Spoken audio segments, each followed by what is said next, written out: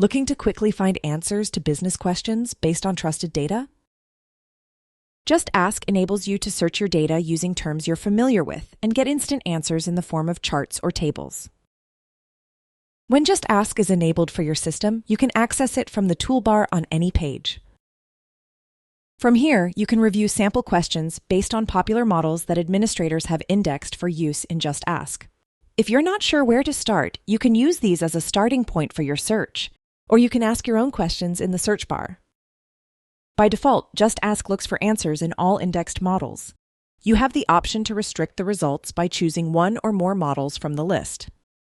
Keep in mind that you can also use Just Ask on unindexed SAP Analytics Cloud or SAP DataSphere sources by adding them to search temporarily. Added sources are preserved for the duration of the current session. Once you've selected a model for search, you can select from the list of measures and dimensions you want to work with, or start typing to have terms suggested for you. Keep in mind that the range of terms Just Ask can answer questions about is affected by the names of objects in the indexed models, along with any synonyms administrators have defined for those objects. Refer to the How to Enable Just Ask video for more details. If you know exactly what you want, you can select the measures and dimensions you need or ask the full question here, but you can also start with a single data point and refine your query as you go. By default, Just Ask provides the search results as a chart.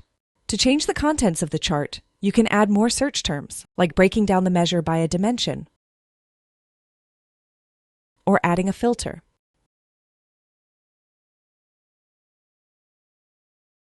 You can also create new filters here in the filter bar. Note that you can specify the actual measure, dimension, or dimension member names, or you can use plain language to construct the query, and Just Ask will offer visualizations that represent different interpretations of your question. The toolbar provides additional options that allow you to show or hide the applied filters and to apply sorting, ranking, or drill levels. You can also expand the chart to full screen and open a side panel where you can edit the chart details.